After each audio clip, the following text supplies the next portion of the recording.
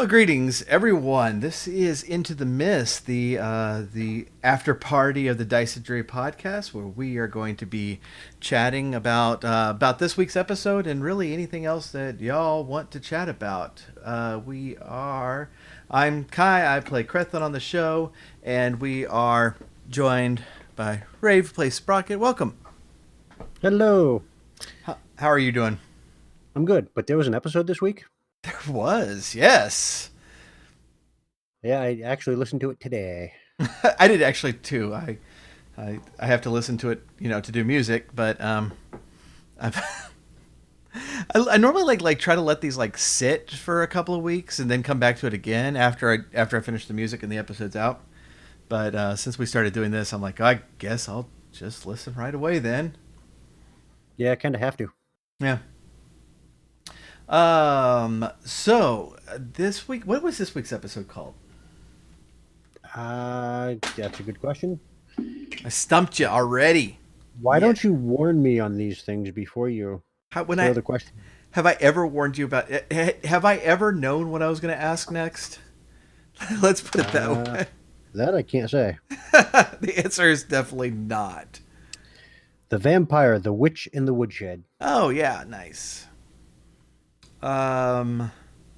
So I love this episode.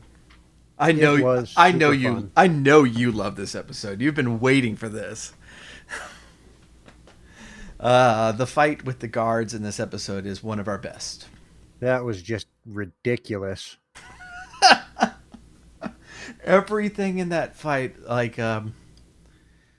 went right for comedic effect. Yeah. I just kept rolling rocks and well, I can't believe that roll was that good. So this is what happens. So, I mean, were you trying to just be creative and not killing these dudes, and end up just banging them on the head with your with your wad several times? Well, the first one irritated me.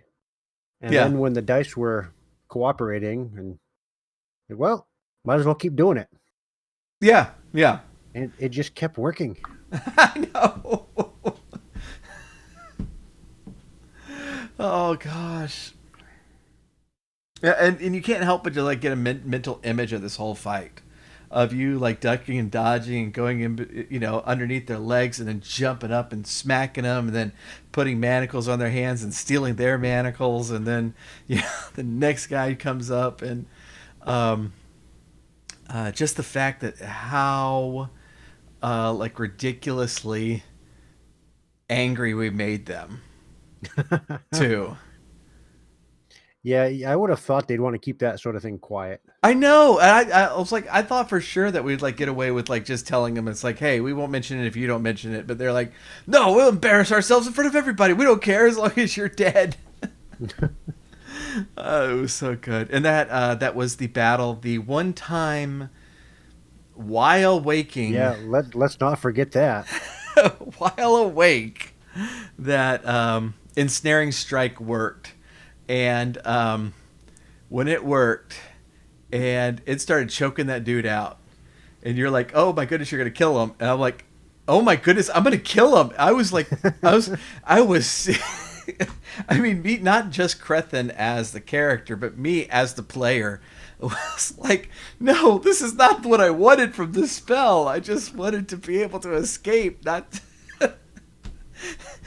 to kill this poor guy in just massive indignity, on the street where he'll be found with like these vines just, clutched around his neck in the next day or something.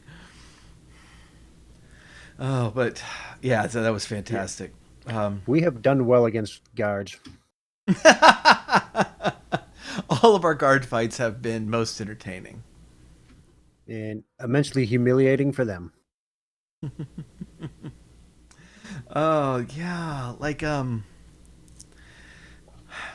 of the things that interests me coming back, because if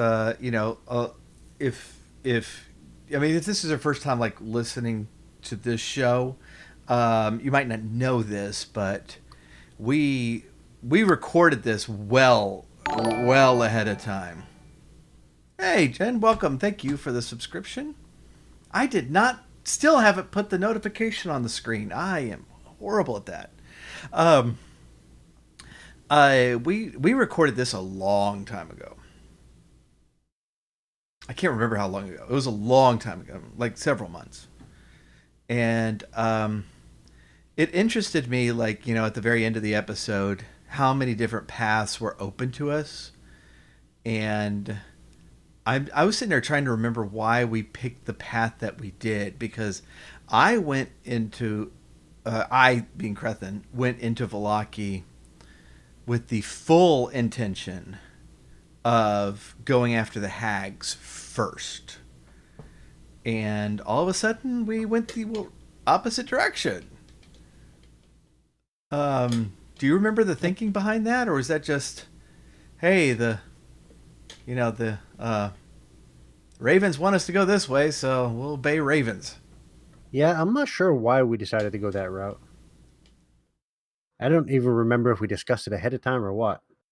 Yeah, and I don't think we did. Actually, I know we didn't, because I said in the episode, and this is one of the things I was trying to remember, but what I was planning to do, when I said in the episode that I wanted them to be found in about 5 or 10 minutes, is I thought at first that, okay, if we go release the priest guy from the keep or palace or whatever it was, then I was gonna try to trick these guys into thinking we had left and we were heading over to the village of Barovia or something, and I was gonna try to like cause like some of the guards to be sent off after us, while we hung out in town. But then we decided, no, we're leaving, and I was like, okay, never mind. We don't want them to be found for a while then, because we don't want.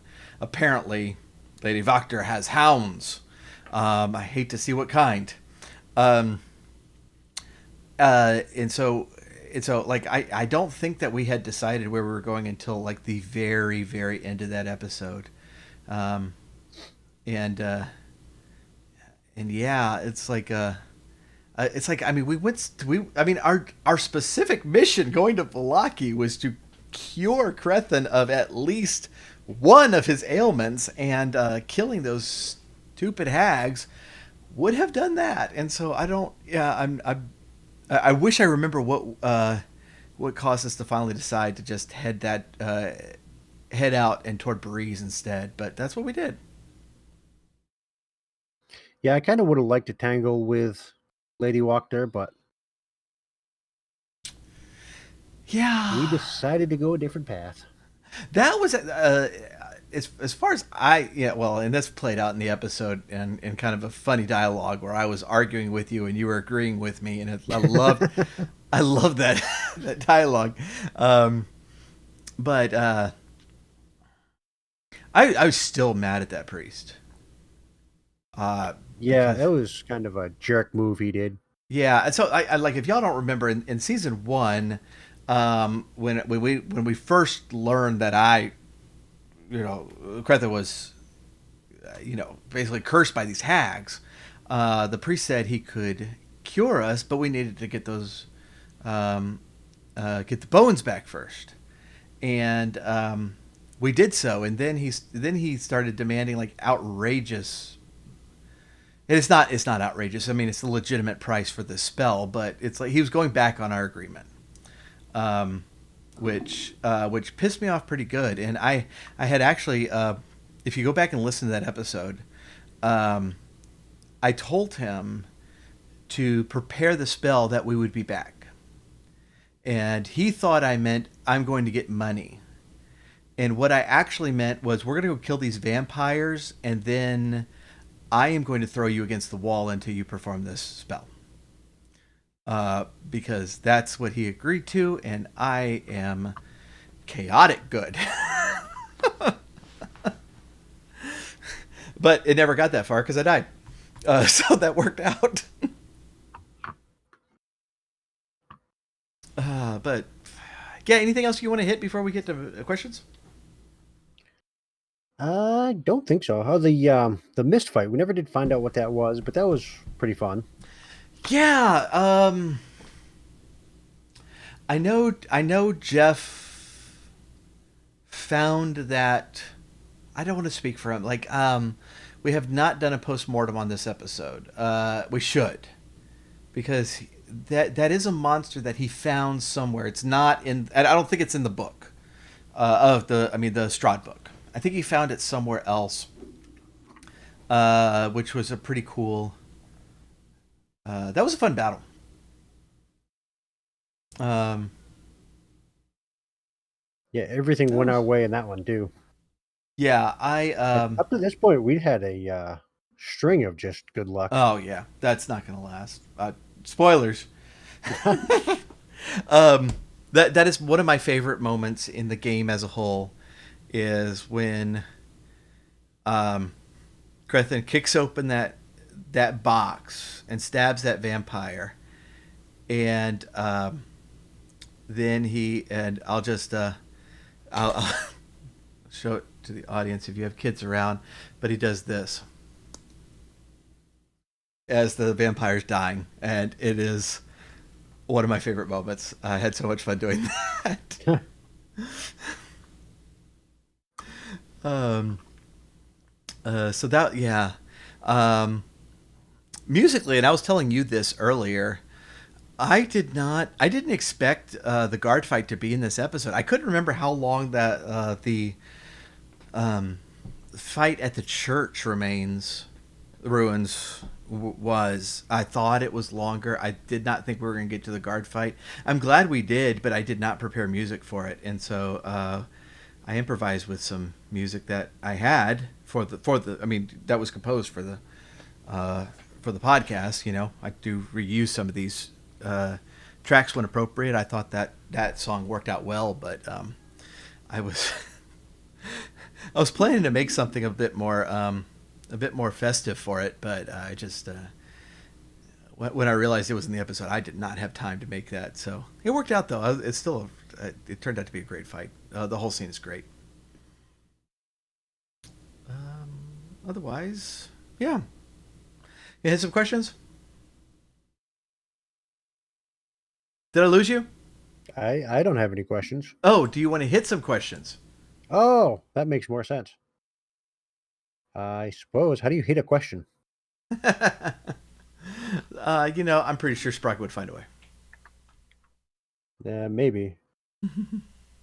Do you want to tackle Jeff's question from last time? Yeah, we should probably get it over with. So what was Jeff's question? It was where the characters are from? That seems to ring a bell to me. Yeah, it was something like that. I'm sure he's directing that at me. Why would people, everybody's wanting to know, where is Crethin from? Because he's so clearly a fish out of water in this land. His homeworld being so very, very different. I say sarcastically because obviously no one cares where Crethin is from, but I did pull out the map to get an answer. So if you want to delay what he's really asking for, which is where Sprocket is from, I can go first. Or if you want to get it over with. You go for it, because I actually don't know this about Crethin. I just made it up. So what I knew was that he's from he's from Faerun, the Forgotten Realms world. What I kind of imagined, it was from like a small town that his parents were actually trappers and fur traders, and when he left there, he went out into the mountains near dwarves, and that's where he was when Sprocket found him. I didn't have a specific place for that. I finally sat down and thought that the spine of the world was probably the most logical place for that. That is kind of on the north side of Faerun. Up near up near Icewind Dale and Neverwinter. Um, but it is mountainous. It is by some dwarves. It's by a lot of dwarves, in fact.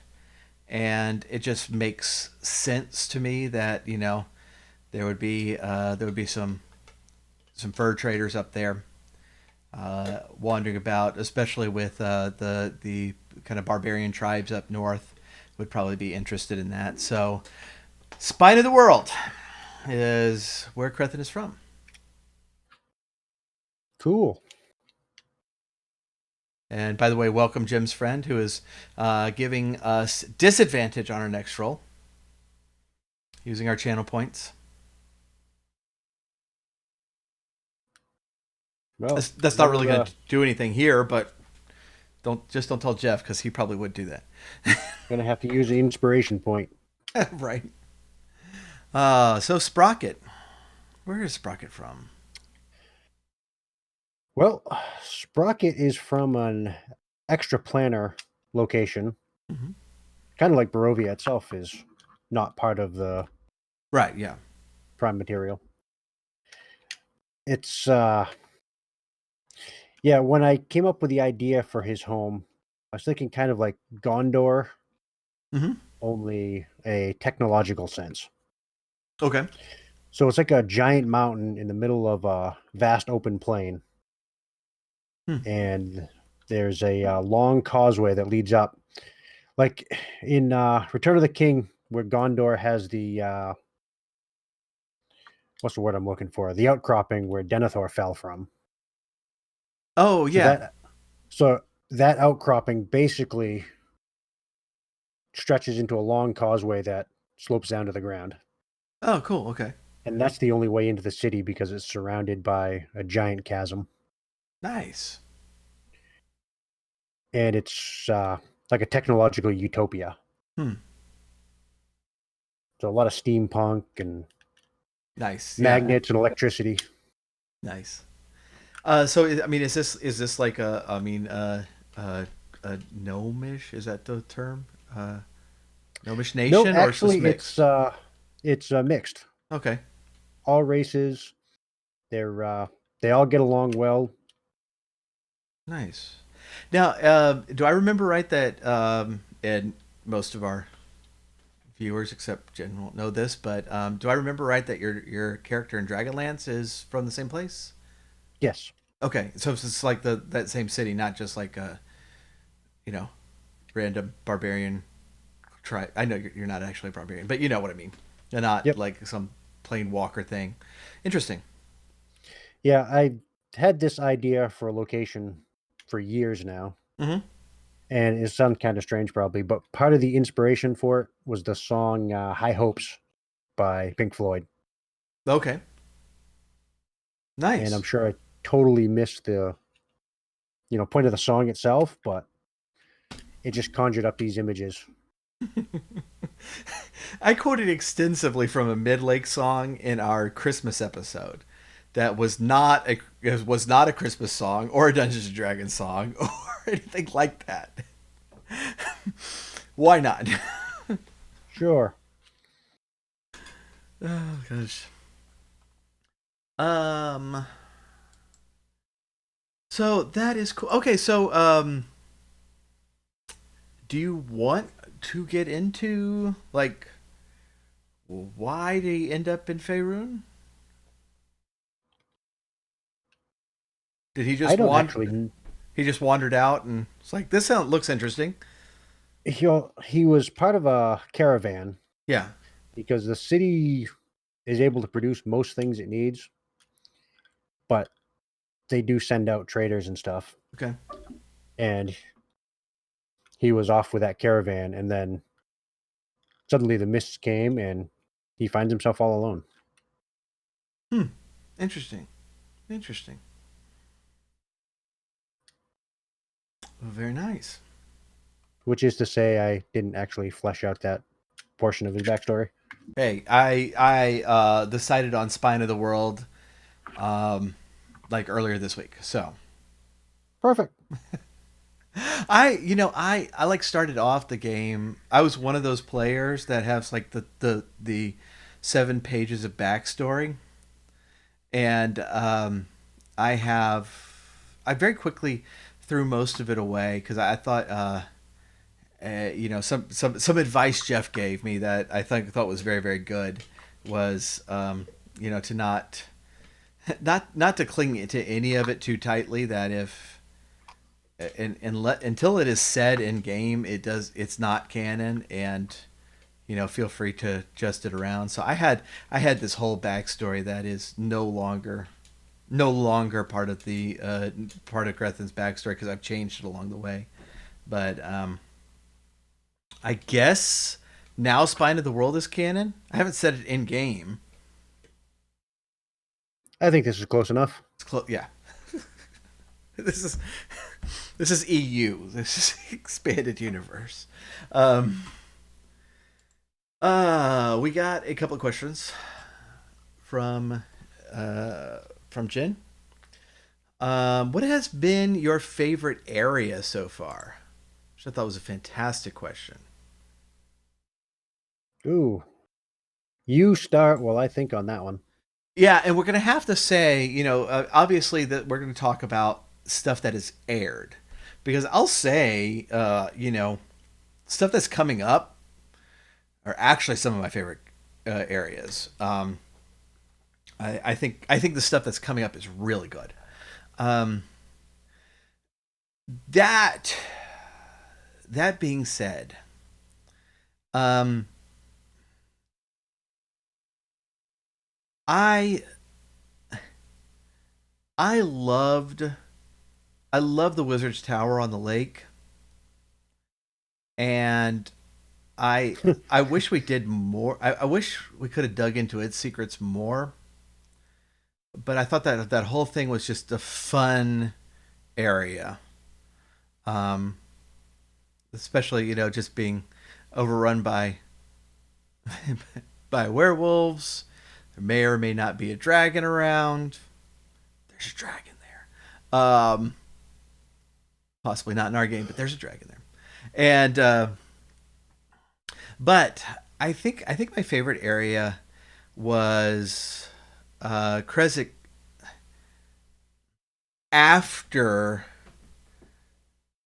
Van Werk was killed. Like when it became ours.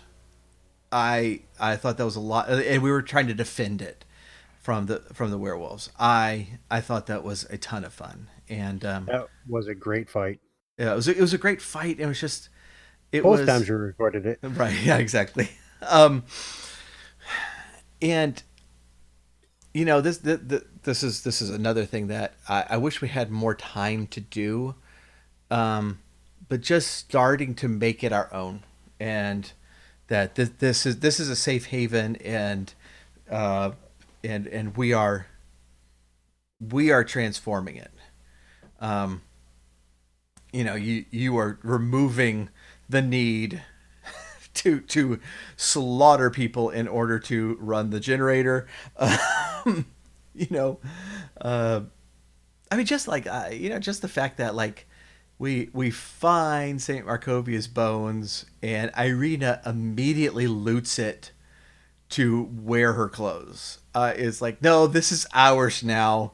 All of it is ours, and I really I like that, and I would I would love to spend more time there to build it up and kind of put our mark on it more deeply.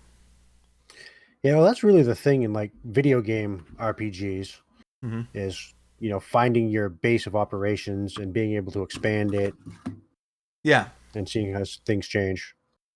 yeah, The only thing we're missing is an airship. that would be awesome. Um, yeah, there's something like really interesting about being able to have that home base in a game, and to put your mark on it. It's like I was playing one of the older Animal Crossing games today, and I finally paid off like the base house, and so I'm starting to expand, and it's just like really exciting. I'm like, I spend no time in this house, why is this interesting to me? But it always is. It always is. It doesn't matter the game. If you have a chance to to make a home, and I will sit there and start is like spending time to decorate and all this stuff, even if I'm not really there, and it's just very very satisfying to me. Yep. So favorite area for you? I think all of Kresk. I Mm-hmm. I enjoyed dealing with Van Weirg, even going into the desolate wasteland. You Yeah, know, that area that Jeff created by himself, that's all his stuff. It's yeah, not from the book. yeah, And he did just a great job with it. yeah, yeah. That was that made that there were a few things that made that whole sequence unique, and I tried to reflect that in the music. By there's there's a style of music to the whole Krez part that will never pop up again. I mean, you're never going to hear that kind of dance synthwave again, but it needed to be there because I wanted to feel different than the rest of the game, and it definitely does. It's fun. It was fun. Um, the um, and I'd be interested. I mean, if Jen's still with us, to if you have a or anybody in chat, if you have a favorite area of the game so far, um, I'd really be interested in seeing that. Yeah, let us know. The same thing with the follow up question, which is your favorite NPC?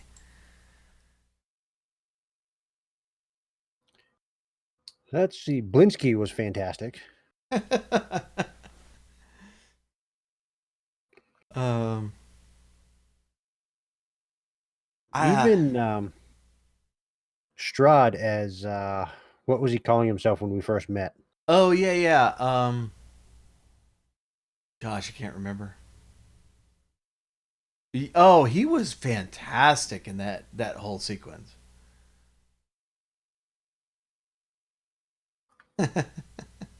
She says, I definitely have a favorite place because I read the book, but y'all haven't been there yet. You would be surprised at where we've been. Um, um, yeah, and there's this season's going to be featuring a couple of major spots that I won't go into. You already know we're heading toward Breeze. Whether we get there or not is, um, you know, who knows? We've been waylaid in different directions many times before. Um, I mean, Spoiler: we end up in the free city of Greyhawk. right? Oh, what is it? Like this whole like the original quest. I mean, after Death House, the original quest for season one was to get to Krezk, and that took us a long time to do. um, so NPCs, I really, I really liked Rictavio. Um, you know, oh, what's that cat's name? Oh my There's a goodness. cat. Yes. I can't believe I'm forgetting his name. Ismark.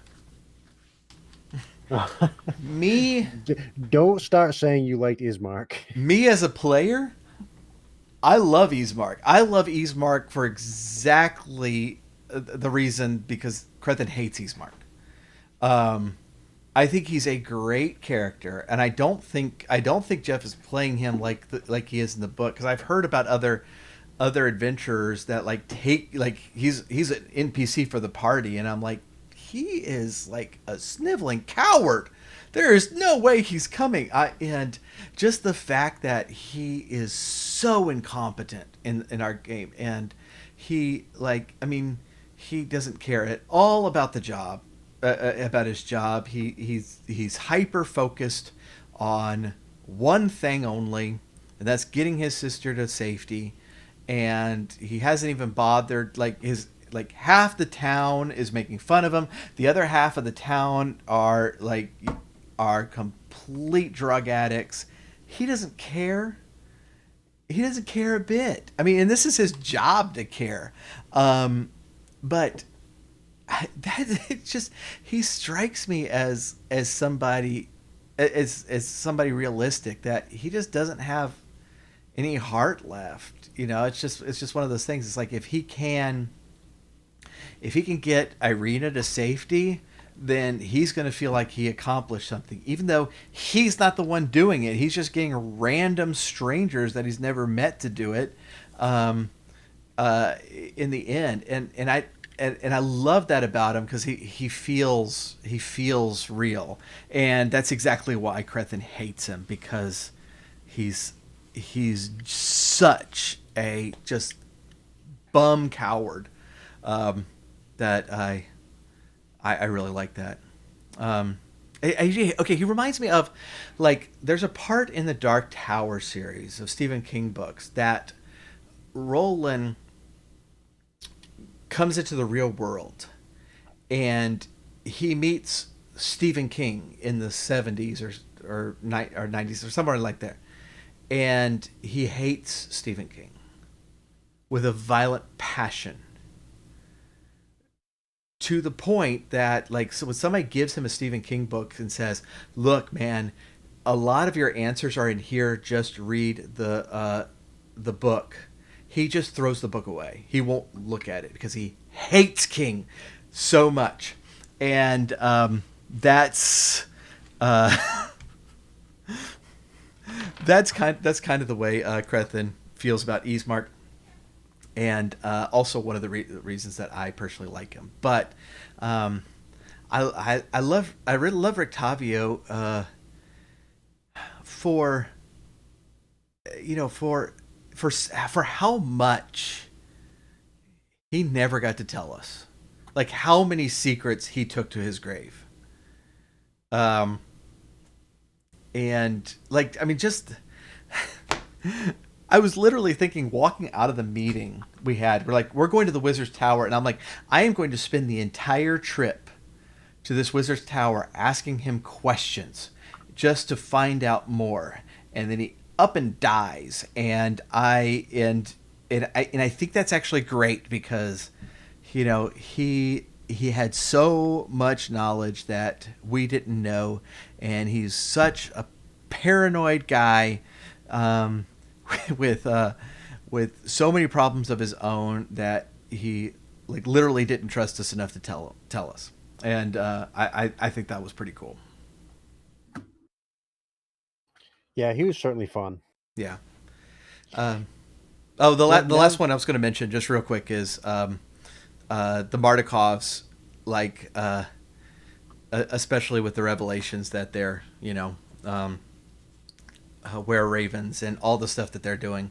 I've liked them. They were fun to talk to from day one, especially the wife. What is her name? Gosh, I can't. Danica. Danica. Yeah, yeah. I really like her. She's fun. Yeah, maybe both Crethin and Kai will start trusting ravens finally. All right, so Now that I've been thinking of it, though, I think the NPCs I like the most are the out of the nowhere ones, the people we just start talking to. yeah. It was Oh like yeah. the boy that was sweeping when we had to Oh find where yeah. Oh, he's guy who stole great. the bones was. Oh, I'd forgotten about that scene, but that's one of my favorite scenes in the whole series. I loved it. I think he was great. Like good cop, bad cop. And that's one of those things that worked out just perfectly, because we had mentioned this good constable, bad constable earlier in the episode, and no matter what I did, I could not roll for him, and it just worked out perfectly, because if I had rolled a 20, none of that would have happened. He would have just let us in, and that would have been it. But uh, being able to walk away, and I'm like, okay, bad constable didn't work, good constable, go. So perfect. Yeah, Heinrich, the coffin maker. Mm-hmm. He was fun. Mm-hmm. You Poor know, guy. yeah, that's actually one of the running themes was that you really, I mean, Sprocket has a lot of sympathy for people who are in the service of Strahd and probably just are there because they just don't have any hope for anything else. And Crethin is well, I mean, it's like that Dusk Elf that uh, came to Krezk and Crethin was like, well, I'm gonna have to kill that guy, and you're like, why? We don't have to kill him.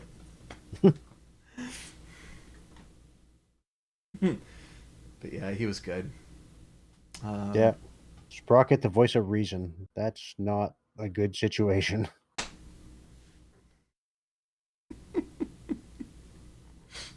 what? Okay, I mean, who's more likely to be the voice of reason here?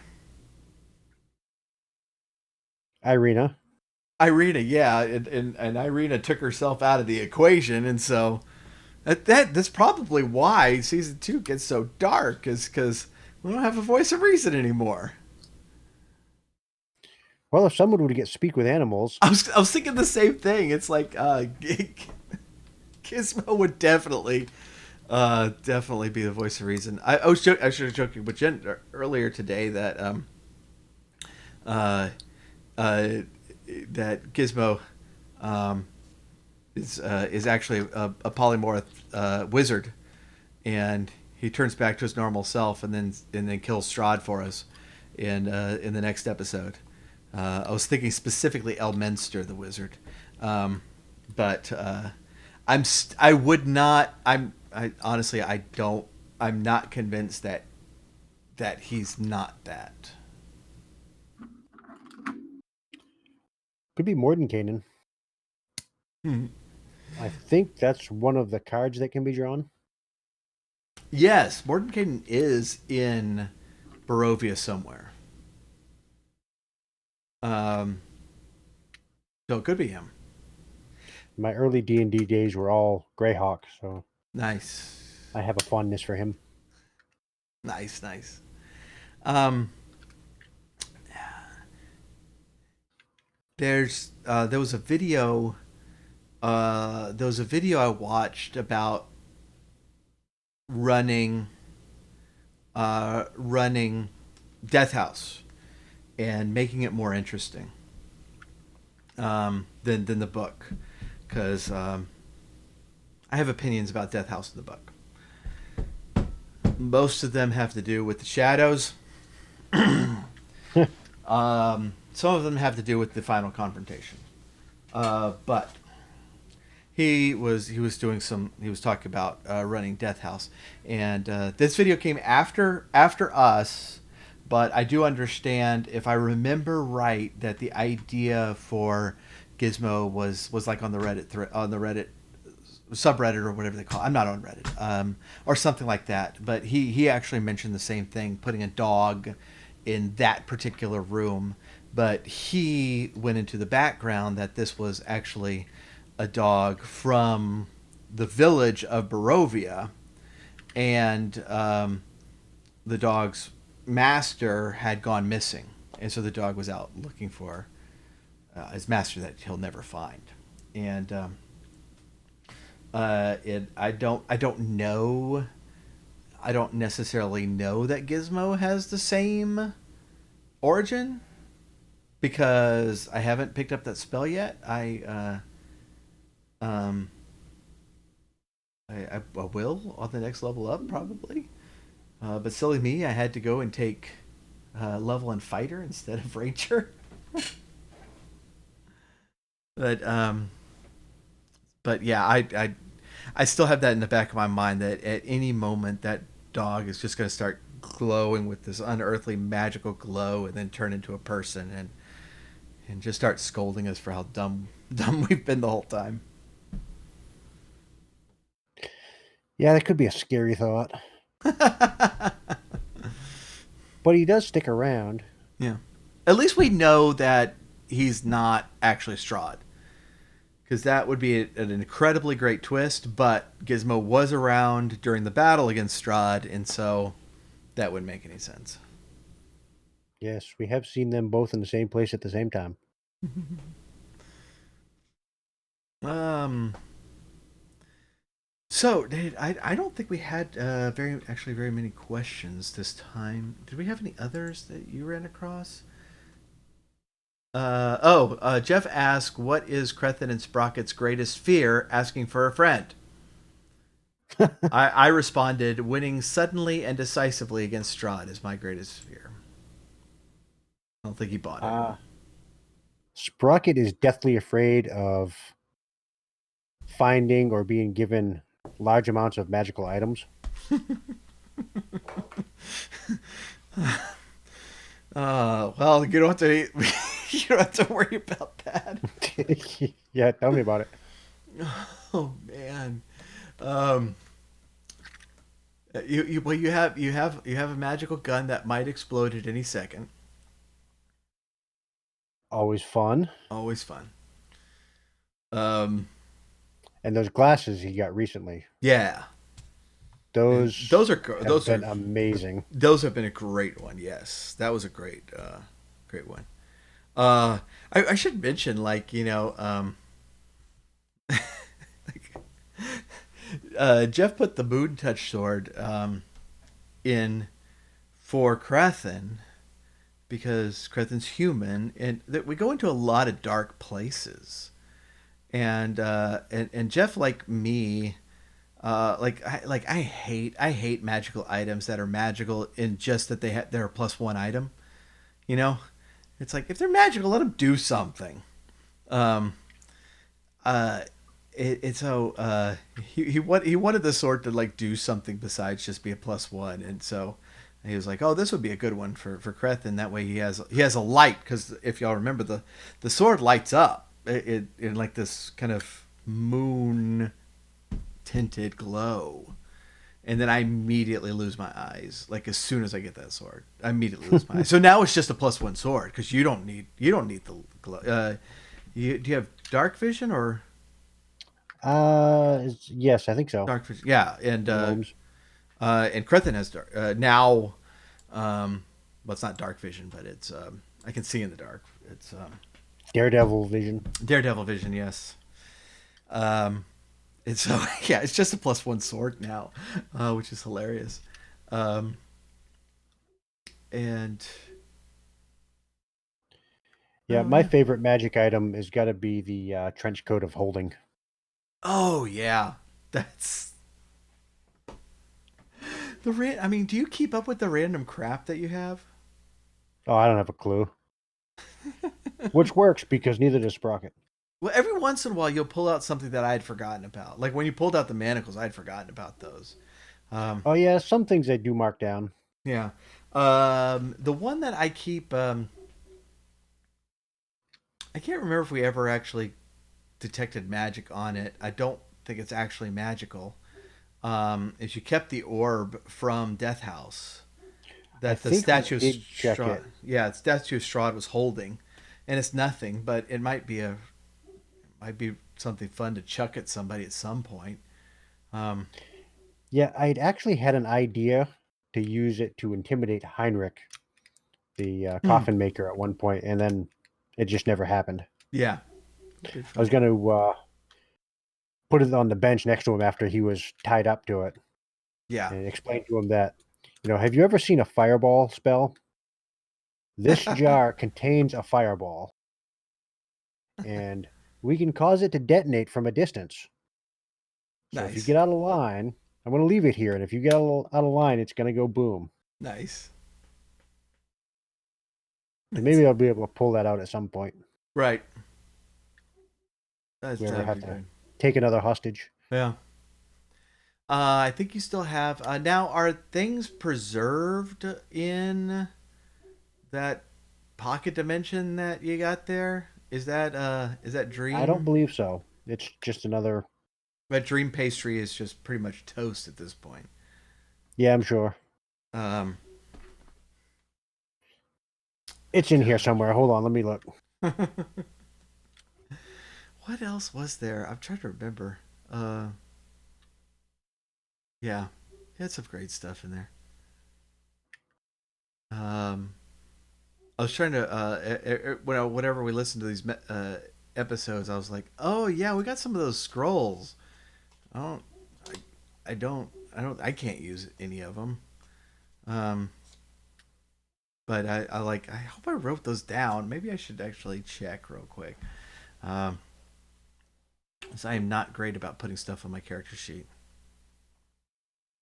Don't tell, don't tell Jeff. Yeah, I listened to the episode today and I already forgot, but it was a scroll of like instant fiery death to all things nearby or something like that. Yeah, yeah. One of them sounded really cool, and I meant to look it up to see if maybe you could use it.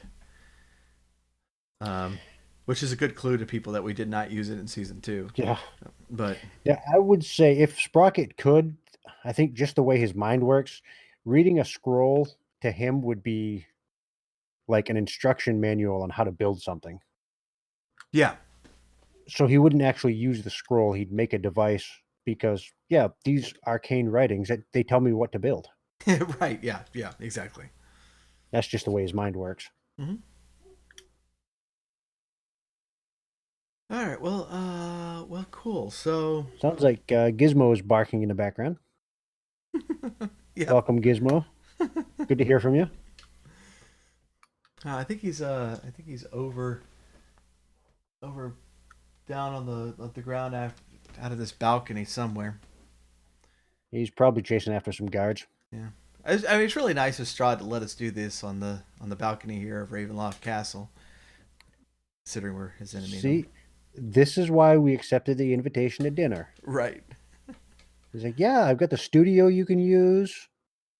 You know, make yourself at home. Yeah. You could stream very well here. Surprising. I mean, honestly, did anybody think that Castle Ravenloft would have a good internet connection? But it does. It's I know, awesome. you'd think the rain would kind of interfere with the satellite uplink. Yeah. This has no bathrooms, which is weird. Well, you got the balcony. Oh, that was a little bit of an inside joke because I think somebody asked Chris Perkins about that. That is there no restrooms in Castle Ravenloft? And I think its response was something like, "Well, this is a horror game," and um, and so I specifically put a little bathroom in the one shot that I ran last week, just in honor of that. Just have some practical use out of a room in a dungeon. Nice. I don't think I think that was it for questions. So, did you have anything that do you have any questions or other statements you wanted to make about this particular episode? I don't think so. You covered it with Crethin's kind of backstory a bit. Mm-hmm. I just, I would like to hear more about his backstory at some point.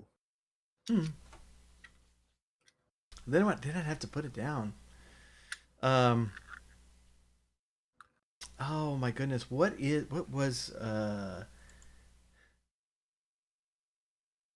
What was his girlfriend's name? Seriatha. Oh, how did you remember that and I didn't? Um. That's Yeah. because I play Sprocket, and Sprocket pays attention to stuff. Yeah. Yeah. In the original concept of Crethin, Seriatha and the original Berger, not the dwarf, not the falcon, were a much bigger deal. But then Crethin went and died on us, and death has a way of focusing your priorities a little bit, and ultimately, I think it was very good for him. Um, but yeah, that their whole story kind of got lost as to um, why that might be important. And it is kind of a shame because I was the plan was that like Crethin like very often, like especially in emotional moments, because he's not comfortable he's not all that comfortable like relating with people and stuff, was that he was going to kind of use the memory of Beargurn and that leather helmet uh, to to kind of express himself through these stories about Beargurn. And then I lost the helmet, and then I died and kind of got refocused on other things. Yeah, it was a Most good shift for him, though. Yeah, mostly Irina, but that's over now, and so now he's going to be shifting onto something else, and who knows what it's going to be. He's he's an emotional roller coaster, that one.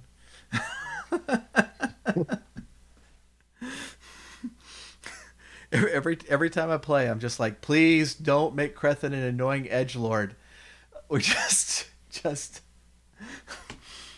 make him like an edge lord, but not annoying.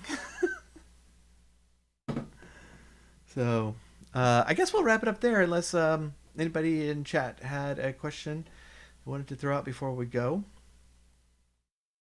Well, if they haven't asked it by now, Yeah, that's probably true. And we have gone a little bit long. So, yeah, Rave, thanks for hanging out today. anytime. And next episode will be out in a little bit less than 2 weeks. And yeah, we're gonna start getting into some interesting stuff. I'm looking forward to season 2. I think it's gonna be fun. Yeah, I think we already know it's fun. Yeah, well, so far has been fun. It will continue to be so. All right. Well, thanks again, and we will catch y'all next time. Good night or morning.